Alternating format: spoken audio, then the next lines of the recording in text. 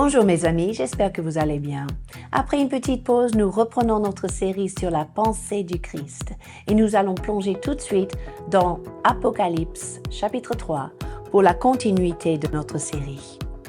Il y a un appel dans les premiers versets de ce chapitre, un appel tellement pertinent, tellement important pour nos jours. C'est un appel à se réveiller. Et oui, il me semble presque comme Jésus veut signaler l'alarme au corps de Christ pour rester réveillé, attentif, vigilant.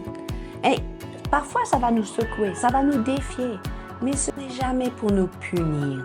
C'est toujours pour racheter le temps et nous mobiliser avec les bonnes motivations à la poursuite de l'éternité, à la poursuite de l'élargissement de son royaume sur la terre. Le Seigneur cherche ce qui est authentique. C'est très facile parfois de faire des choses par obligation, par devoir, même machinalement, sans avoir un cœur brûlant, un cœur réveillé, qui est attentif au Saint-Esprit à tout moment de la journée. Et quand nous faisons semblant, nous pourrons dire que nous manquons de l'authenticité. Et c'est pour cela, dans ce chapitre, Jésus nous appelle à nous repentir. Rappelle-toi donc comment tu as reçu et entendu et garde et repens-toi. Est-ce qu'il y a des pensées intentionnelles dans votre cœur pour poursuivre l'inspiration du Saint-Esprit dans tout ce que vous faites, pour attendre les directives du Seigneur? La Bible nous dit même dans ce chapitre que si nous ne veillons pas, il y aura des conséquences graves. Donc ça veut dire que c'est à nous de rester vigilants et vraiment réactifs à la suite des directives du Seigneur.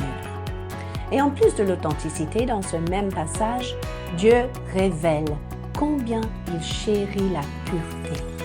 Il a remarqué les gens qui n'ont pas souillé leurs vêtements. Et il a même dit qu'ils seront revêtus des vêtements blancs. Leurs noms ne seront pas effacés du livre de la vie. Et leurs noms seront confessés devant le Père. Pourquoi? Parce qu'ils se sont donné la peine de marcher dans la sainteté. Et le cœur de Christ est touché par cet engagement. Et la lettre suivante est presque la continuité de ce thème. Là, dans ce chapitre, nous voyons le langage de l'éternité dans la pensée du Christ.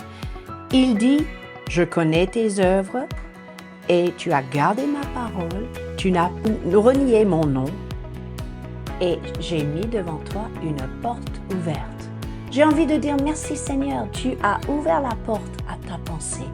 Tu as ouvert l'accès à tes sentiments et tes réflexions. Cela me rappelle le psaume 24 où le psalmiste a écrit « Porte, ouvrez-vous, linteau, levez-vous, préparez-vous et recevez le roi de gloire. » Que le roi de gloire fasse son entrée, mes amis, même dans nos pensées, même dans nos motivations. Donc, il a dit que personne ne pourra fermer cette porte. Et ensuite, il fait connaître, même à nos ennemis, qu'il nous a aimés. Ça, c'est extraordinaire. Il est prêt à montrer à ce monde qu'il nous a tant aimés, qu'il est à notre côté. Il est pour nous. Sa grâce et sa bénédiction nous accompagnent. Pourquoi? Parce que nous avons gardé sa parole, la parole de persévérance. Et grâce à cela, il nous a promis de nous protéger, de faire de nous des piliers dans son temple et de garder la couronne sur notre tête. Alors pour résumer, ça veut dire quoi? La pensée de Christ est toujours à la recherche d'un peuple réveillé, vigilant, attentif, authentique, inspiré par le Saint-Esprit. Et votre persévérance sera votre protection selon ce que nous lisons. Je prie aujourd'hui que celui qui a l'oreille pour entendre puisse entendre ce que le Saint-Esprit dit à son peuple. Et sur ce, je vous souhaite une excellente semaine. À bientôt.